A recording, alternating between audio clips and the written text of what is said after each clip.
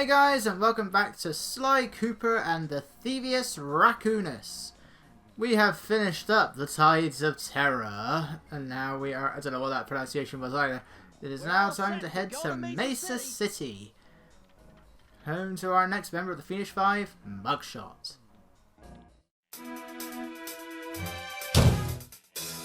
It had been a while since I'd been back in the U.S. Next up, the notorious Mugshot, ruthless muscle of the Fiendish Five. What he lacked in brains, he definitely made up for in brawn. Turns out he wasn't always that way. He grew up as the run of the litter, a neighborhood weakling. The only friends he could turn to were usually found on the big screen. It was there that he spotted his first gangster, and he knew instantly that that's what he wanted to be. He spent the rest of his youth working real hard to get there, fueled on his dreams of great power and respect. With enough perspiration, he realized that dream. He'd become a hard-boiled, street-brawling, tough-as-nails gangster, ensuring that he'd never be picked on or pushed around again.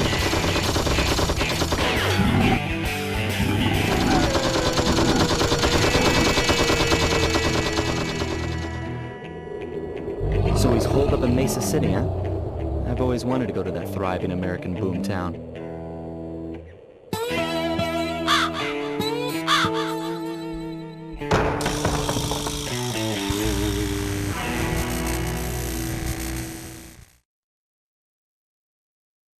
Alrighty then, welcome to Sunset Snake Eyes, and we're off to a rocky start, and it means that literally, as we will see throughout this part. So, our next villain is Mugshot, a bulldog with some really big arms and some really small legs. Seriously, he does not look right. Hey, Sly, I thought you said Mesa City was going to be loud and busy. This looks more like a ghost town. Something's happened. Where is everyone? I don't know, but it's starting to give me the creeps. What do you say we take off? And miss all the fun? Besides, I want to try out that new move I got from Raleigh's section of the Thievius Raccoonus. You mean the ninja Spire jump? Yeah, do me a favor and read me the instructions again. To landeth safely upon diminutive points, leapeth lively and presseth the triggering device with the round geometrical object emblazoned upon it. So jump and hit the circle button to land on narrow spots. That's a rough translation. I didn't realize in feudal Japan they still ended words with if. Yeah, it's so weird having this thing as an unlockable ability. Like, this is just one of Sly's default moves, used just about more than anything else in the other games. But it's unlockable here. It's a mandatory unlockable, but it's an unlockable. And that just feels weird. Well, that is the wrong button. So we're going to make our way back up here. So yeah, Mugshot. Not the only time we're going to be seeing him in the series either. He does reappear in Sly 3.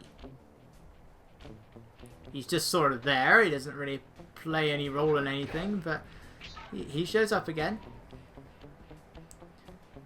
And now for the reason of why this LP was a bad idea.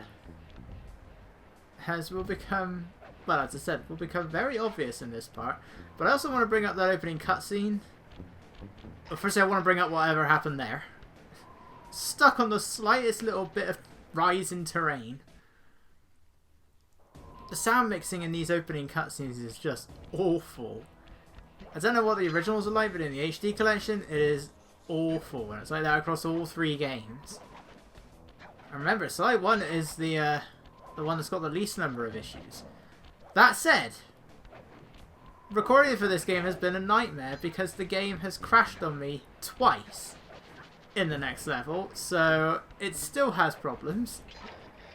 Maybe not as many as Sly 2 and especially Sly 3, but the problems are still very much there. These are very easy to overshoot. Especially tiny little platforms, or in that case barrels like that. Or you can just walk in. That works as well. I do love how he takes off his hat. I also love how he just stops. Don't you love the lack of checkpoints? But this is like attempt number 4. Or attempt number 5, whatever it is. This does not go well. I still haven't had Sly go into his T-pose while doing this yet, so I guess that's a positive.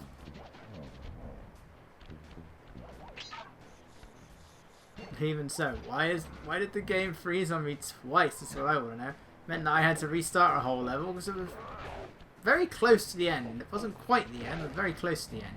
The other was thankfully in the hub world, so I didn't really miss out much there. But it's annoying all the same, because it's like, it's not simply a matter of, oh, the game's crashed, hit the home button to restart the game. No, you got to turn the entire PS3 off. And the PS3 really doesn't like you doing that. So if you do it while the game is still running, it takes a while to turn off, and then it starts going beep beep beep. What's with those flashing lights? The latest in high-tech security. Electronic floor sensors. Step on them and you're a goner. Nice touch. They're safe to walk on while flashing, but it also means they're about to switch to a different sector. Yeah, the PS3 really doesn't like you doing that.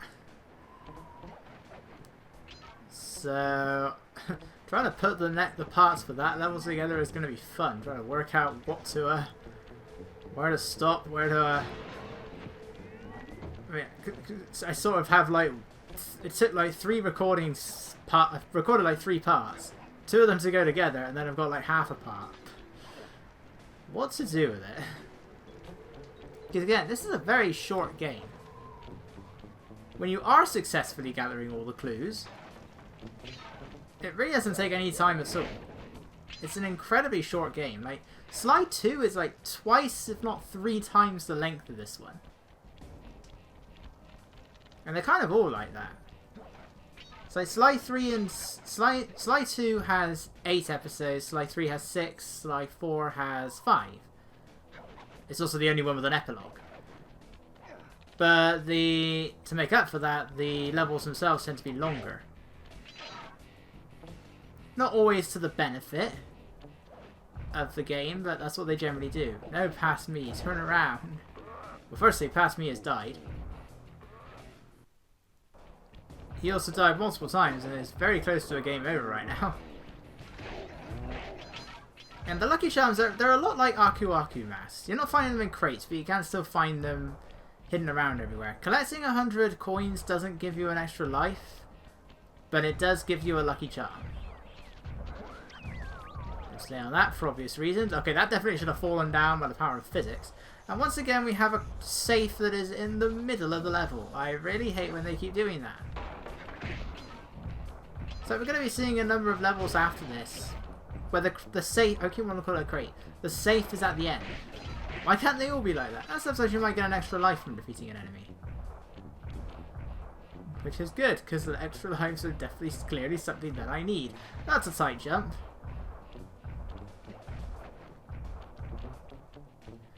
Just time this, and then you can just keep running, for the most part.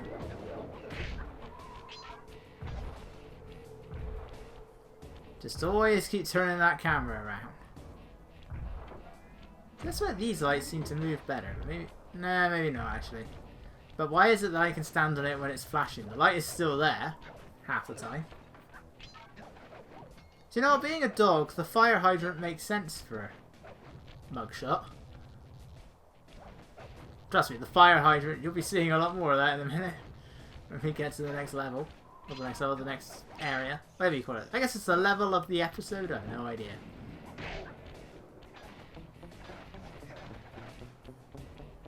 Right, one more safe over here, and then... Well, luckily, we have to backtrack anyway, and the final clue is only a little bit before the safe, so we're really not missing out on... It doesn't really make that much of a difference. I just wish we didn't have to backtrack. I'm not even sure if you can restart this level. There must be some way of restarting it. Because I know you can exit the hub world and then go back to the end of the level, the end of this level, and you can backtrack through it. So there's probably some way of just restarting it. I'm sure you could do it somewhere like inside the van in between episodes or something.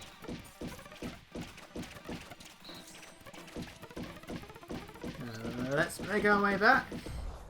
There we go. Wasn't that far to go. Had to backtrack for the most part anyway. To enter the vault code.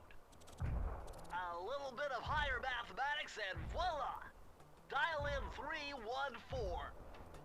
314. Nice and simple. Not as simple as we're going to be getting. You'll wonder why Bentley was having such a hard time figuring it out. Outstanding! You've uncovered Rob McCooper's patented explosive hat technique. Use the triangle button to toss your cap. Then use the triangle button again to detonate it. Better back off to a safe distance first. And like many of these abilities, it's one that I don't really bother using because you can't really do it while you're moving around, and then you have to get away from it because it still damages you. So it's not one that I find to be particularly useful. That's it. You can barely throw it in front of you, and that's it. Doesn't even look like it should hurt. Like, it really doesn't look that impressive. The bomb glove from Ratchet & Clank is not. Because the bomb glove was actually useful. In fact, it was your star-seeing weapon, and it was one of the best weapons in the entire game. And you can use it while moving, and it doesn't hurt you. Again, the sound effects on this bloody key is so loud. What is it with HD ports and having sound problems? I mean, I don't think anything can beat Sonic Adventure 2. But I also don't know that many HD ports. Or God of War. Jesus Christ, the sound is so loud in that. In that God of War collection. Alright. Now we've made it into the main area, so let's get moving. That's it. Oh! And down I go. And yes, you still lose lives in the hub world. I guess it makes sense. You're still dying, why wouldn't you? Alright. Well, this Mugshot certainly isn't shy. Okay, so we know he's here somewhere, but how are we supposed to find him? Mesa City is a big place. Given that he's a bulldog, it seems only reasonable to assume that he'd choose to live in a giant fire hydrant. That's some sound logic, Sly. Now you just need to find a way to break into the building's base. Oh, I'm sure I'll think of something. Indeed, thanks to this conveniently placed car. Now, everything in Mugshot's world is a dog. Surprise, surprise. These guys have really weird movements. The lock doesn't disappear, but you can see that it has been unlocked. So it's the only one that anything that hasn't been unlocked will still be sparkling. Look at those leg movements. We'll get a better view of them in the next level, but they look weird.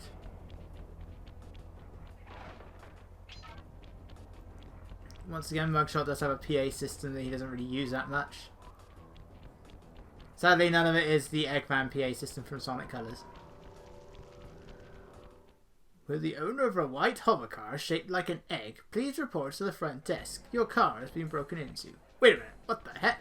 Anyway, it took me a bit of time to see the lever just on the side there. Come on. It's right there. It's right there. It's right here, show it. It's right here, show it. It's right here, show it. It's right there. Oh. That's what's right. We had a barnyard reference. Nice job getting in, but look out for those guards. Thank you. Mugshot's got those machine gun toting dogs. Right. For the most part, these guys are fine. Their bullets do home in on you, so you don't really want to be seen by them. They can be a little bit delayed on firing their shots, but I don't find that does much. They do have a habit at times of being in really inconvenient places. They also somehow don't see you when the light suddenly gets darker. Nor do they hear it when you take out the enemy that's right behind them, despite the fact that that is something that you've got to be careful of in the later games. Yeah, you'll later get the silent obliteration where you just send them into another dimension, but before that you're slamming them to the ground and that is loud and you've got to get away in case they hear you. Here, not a problem. It's also the only time where I find it doesn't keep making the whistling sound effect when I kill them. Right, sometimes they'll stay still and just do this, other times they will be moving around. You know, last I checked, dogs have very good hearing. And again, this is also a franchise where the turtle can't swim. The game makes it clear, he's a turtle, not a tortoise. So surely Bentley should be a good swimmer. And Murray, I know hippos don't technically swim, they sort of walk, but Murray can't go into water either. Also, through certain parts of this level, you're constantly going to be hearing the sound of, well, not constantly, but every few seconds you can hear the sound of, like, one of those slot machines. I guess that's what it is. It just sounds like a telephone. So somebody answer that? Also, somehow, this guy can hear me. And then even when you stand still, he will always be alerted to your presence. I don't get this. And they both are. How have they heard me? Like they still don't know I'm there. It's so weird.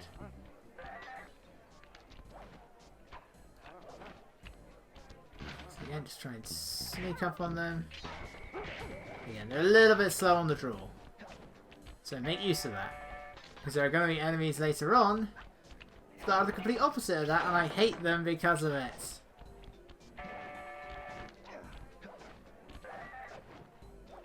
Freaking cheap attacks, I say.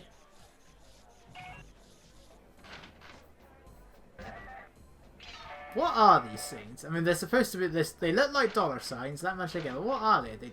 I guess they're just lights. I can see the lights hanging underneath them. And one of them has to be a cent. The others are dollars. That one was a cent. Shut up. Do smash them though. They give you a lot of coins. It's kind of a shame that coins don't really mean much in this game, other than giving you a lucky charm.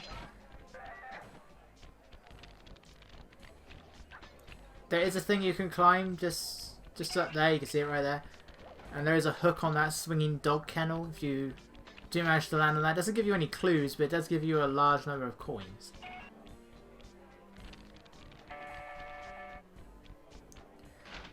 If only coins... Well, I mean, coins are still easy to come across in the other games. It's just that in the other games, you also need the coins to buy things.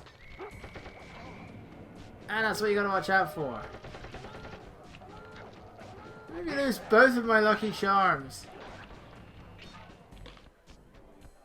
Now, why did I walk onto this? Oh, sorry, that was one lucky charm. I thought I had invincibility frames. Ugh, I destroyed Mugshot's legs. You'd think he'd have tried to work out the legs as well. But no, he's just got a massive head and massive arm, two massive arms, but a tiny body and tiny legs.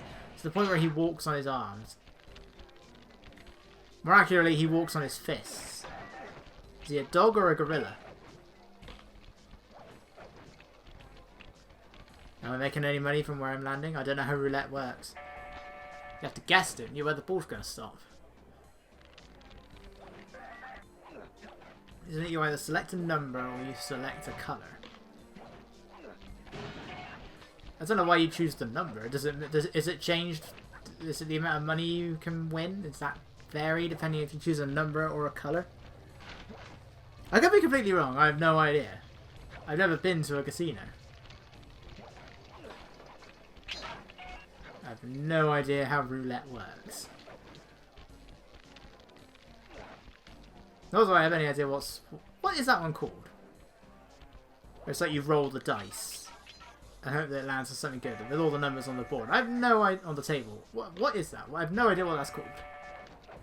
Right. I hate the placement of this enemy.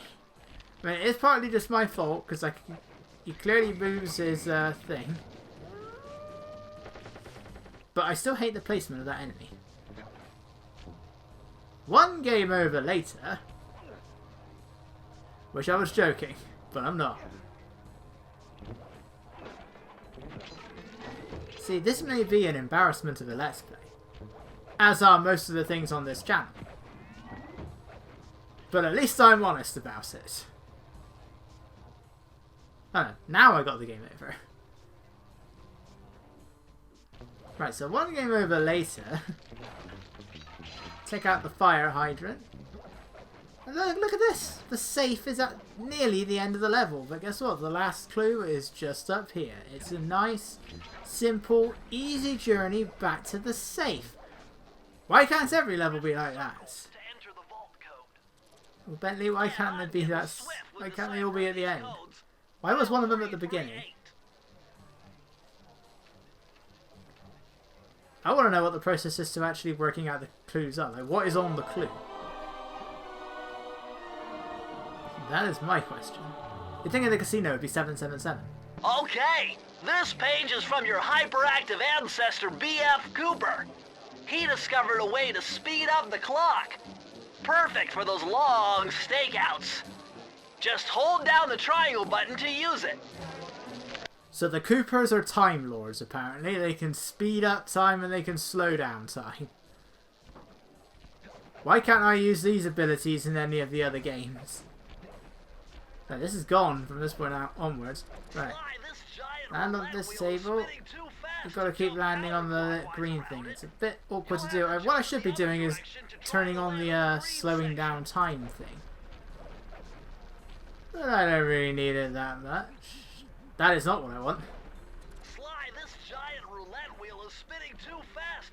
Yes, I know better. Yeah, I press the button again to bring up the hint.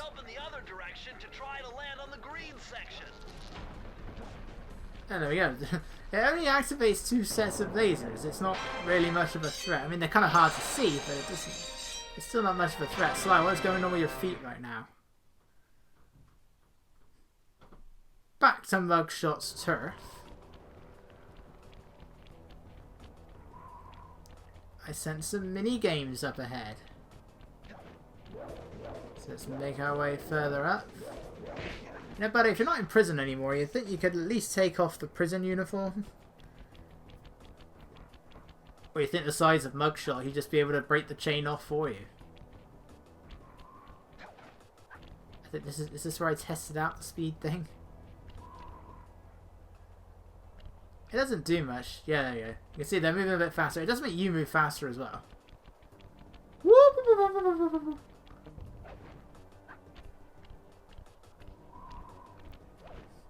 It looks funny. Oop. And that was the wrong button. I think it speeds up the music as well. I mean, I like that. I kind of feel like, though, it doesn't really mean much in the long run since it affects you and everything else. It's like the slow jump. It's like, what's the point of it if I'm slowed down as well?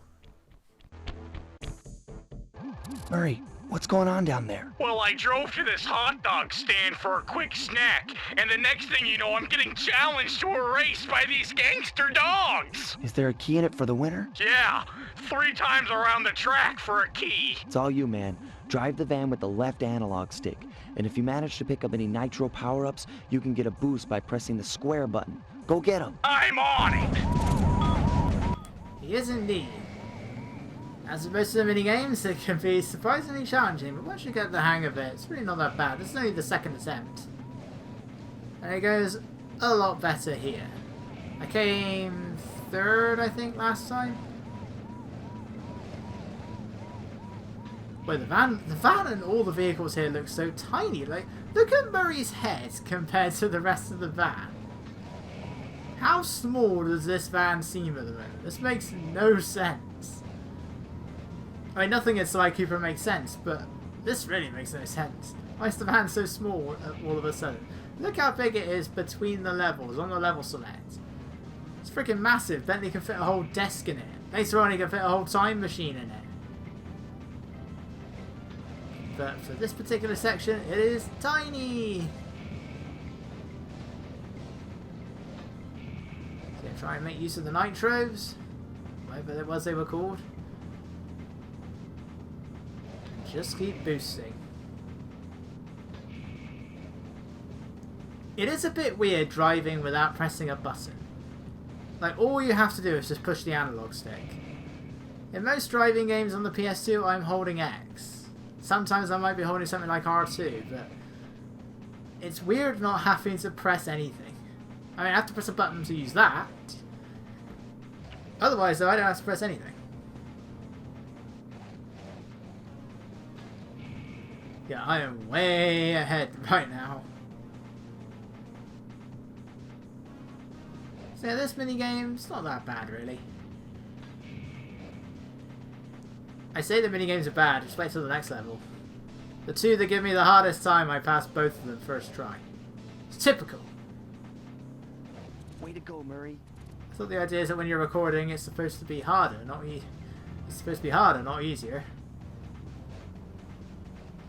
Also, this goes on forever when Murray grabs the key. Just end. End. Thank you. Well, that goes on forever. But we're not done with Murray and the mini games yet. We've still got one more thing to do in this part.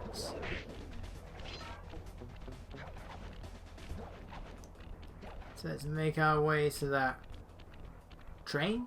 I think it's what it's supposed to be, a train. There's no seats in this train. So there's not even any evidence that there were seats. Welcome to Murray's Big Gamble. It's a shooting minigame this time.